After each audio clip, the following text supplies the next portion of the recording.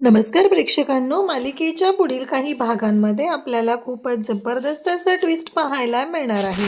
म्हणजे स्वानंदी आणि समर यांच्या दोघांच्या नात्यामध्ये छान असं बहरणार आहे, ते म्हणजे प्रेम.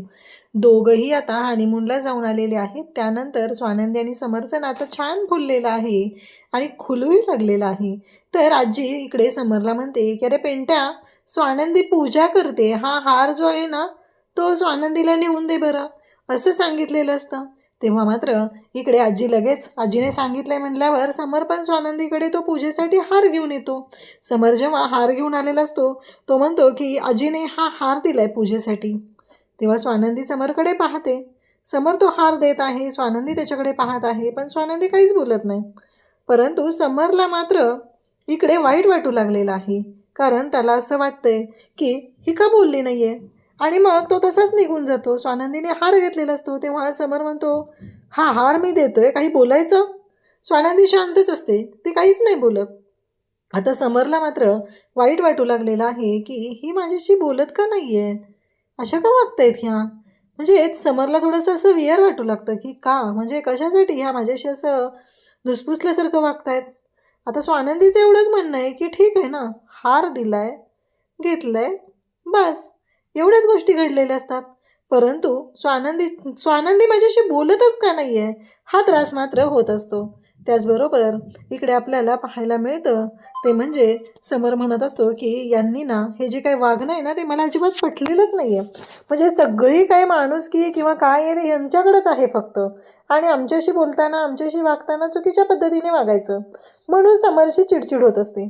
आणि त्याला खूपच वाईट वाटलेलं असतं. त्याला ॲक्च्युली वाईट यासाठी वाटत असतं, स्वानंदीने आपल्याशी बोलायला हवं होतं आणि ती बोललेली नाहीये, म्हणून इकडे समरला वाईट वाटत असतं. समरचं म्हणणं असतं की यांनी म्हणजे का बोलल्या नाहीयेत, मी हार घेऊन गेलो, सगळा काय तो समंजसपणा आहे तो यांच्यातच आहे का, सगळ्या गोष्टी यांनाच जमतात का, बाकी दुसरं कोणाला काही कळणार नाहीये का.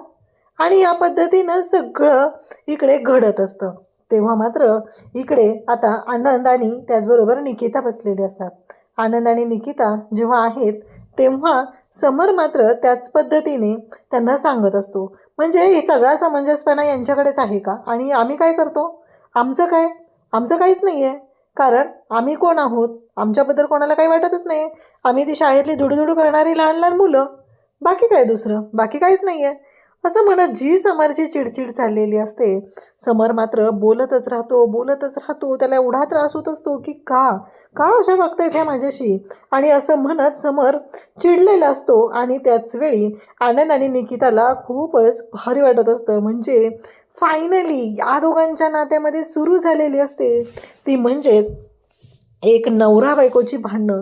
समर कासावीस होतोय का, तर त्याच्यासोबत बोलत नाहीये ती म्हणजे इकडे स्वानंदी स्वानंदी का बोललेली नाही आहे, म्हणून त्याचा जीव कासावीस होतोय. आणि या सगळ्या गोष्टींचा त्रास होत असतो तो म्हणजे इकडे समरला. आणि निकिता आणि आनंद दोघंही गालातल्या गालात हसत असतात. ही समरची जी काही मज्जा आहे त्याने खरं तर त्यांना हसू येत असतं. परंतु या सगळ्या गोष्टी ज्या घडत असतात त्या मात्र ज्या पद्धतीने घडलेल्या असतात त्या खूपच जबरदस्त अशा असतात. आता स्वानंदी ऑफिसला निघालेली असते. स्वानंदी जेव्हा ऑफिसला चाललेली आहे तेव्हा इकडे तिने आता समरला फोन केलेला असतो. समरला कळतं की स्वानंदीचा फोन आलेला आहे. आणि समर मात्र म्हणू लागतो की हे सगळं काय आहे, आणि म्हणजे तुम्हाला मगाशी बोलायचं नव्हतं आणि आता बोलायचं आहे का, असं म्हणत समर इकडे स्वानंदीवरती चिडतो. स्वानंदी म्हणते, अहो मगाशी तुम्हाला काहीतरी माझ्यासोबत बोलायचं होतं ना. नाही ते समर म्हणतो, हो बोलायचं होतं, तुम्ही बोललात का माझ्याशी, आणि आत्ता तुम्ही फोन करताय का, आत्ता हे सगळं घडतंय का, असं म्हणत त्यांच्या दोघांचंही बोलणं चाललेलं असतं. तेव्हा मात्र इकडे समरची चिडचिड वाढतच असते. तो म्हणतो की चालेल ठेवा फोन, आता आता नाही बोलायचं मला, असं म्हणत इकडे समर भयानक असा चिडलेला असतो. आणि स्वानंदीला कळतच नाहीये की समर कशासाठी एवढं चिडतोय आणि कशासाठी एवढी त्याची चिडचिड चालली आहे. ती मात्र हसत असते आणि तिला आता ती पण कासावीस होत असते की का नाही येत बोलत हे, आणि त्याचबरोबर हे सगळं जेव्हा घडत असतं तेव्हा स्वानंदी पण आता बेचैन होऊ लागलेली आहे. नक्की या समरला बोलायचं काय आहे हा प्रश्न पडलेला असतो. आणि त्याच वेळी इकडे आपल्याला पाहायला मिळतं की स्वानंदी म्हणते, अहो काय झालंय ते तरी सांगा मला. परंतु इकडे समर मात्र काहीच सांगू शकत नाही आणि ती मात्र त्याची चिडचिड होते. आता समरची ही होणारी चिडचिड स्वानंदीला कळणार का? नक्की स्वानंदीला समजेल का कशासाठी ही सगळी एवढी चिडचिड चाललेली आहे ते आपण पाहत आहोत. अशाच अपडेटसाठी चॅनलशी कनेक्ट राहा. थँक्यू.